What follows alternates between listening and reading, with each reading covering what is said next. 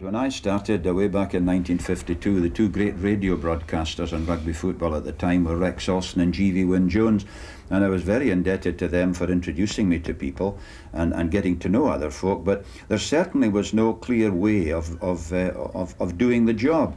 I suppose it helped me in that I was doing radio, and as you know, I blether a good lot, and so it came easy to tell the whole story. That was one of the beauties of doing a radio commentary. Somebody just tapped you on the shoulder and you just started talking, and as long as I had 30 players and a referee out there, I was really quite happy. But it all evolved just as it came along, really. Many people in your kind of line came into the job from journalism, perhaps from the press, from other directions. You came in really from teaching. Yes, I'm a teacher of physical education still in my own hometown of Hawick, and that's a great boon in the respect that I'm dealing with rugby football most afternoons of the winter. And of course, when I come home from an international match, there are plenty of people to stop me in the high street and tell me where I went wrong and where Scotland went wrong. But you're quite right. It's amazing how you develop your own style of doing it. And I suppose it's the biggest problem for me has been when I changed to television, cutting down the amount of chat, because I just like going on, as you can tell. This is something that people don't really understand, the discipline of television as compared to radio, in which you started. Yes, I didn't like it at first, I have to be honest, David. I think I've been doing television now for about 15 years, something like that. And I didn't enjoy it first, partly because I wasn't able to give full flow. Although I did get letters early on in my television part of it, telling me to shut up a lot, that the purists didn't really want me to tell why the line-out was being peeled and so on.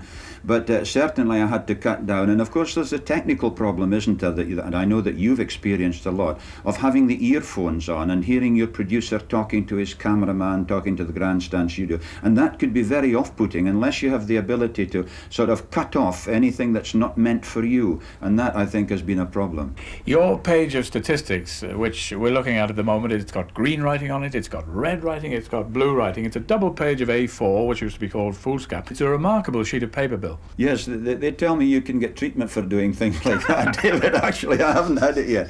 No, I find that if I do all my research early on in the week and get it all down on paper, that come the Friday night after I've had an early meal, I can spend 2.5 hours, 3 hours maybe on that sheet, and I've got on it just about every detail that I would probably need during the match. I remember Richard Dimbleby, the great broadcaster, once saying to me that you'd only use maybe 4 or 5% of all your homework, but the other 95% had to be there just in case. And so on my big sheet there, as well as details of the 42 players, I've got notes about the president, the chairman of selectors, the referee, the touch judges. I was caught out once by a touch judge, you know, in Paris in 1973, France versus Scotland. The referee, Ken Pattinson of England, tore knee ligaments after about 10 minutes, and he had to be carried off, and they drafted on this swarthy-looking fellow. And by some chance, I'd asked somebody before the game, who's that chap? And they said, oh, it's Palmade, the touch judge. I didn't even know his Christian name, but at least I was able to say, well, this is Monsieur Palmade of France who's taking over. And ever since then, I've always had a little bit of background about the touch judges. Have you worked out for yourself a set of priorities concerned in the job of commentating? What do you set out to do primarily, and then after that?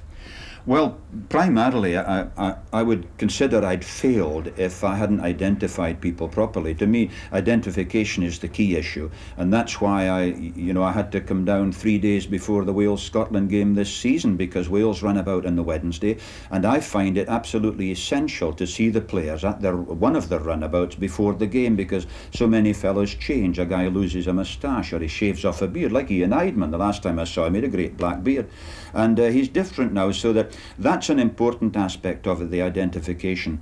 And then I suppose it's the schoolmaster in me coming out a bit, David. I like to think that I can bring out 1 or 2 points that will help the viewer who maybe doesn't know his rugby too well to be a bit more interested in it and to think, oh, I didn't notice that.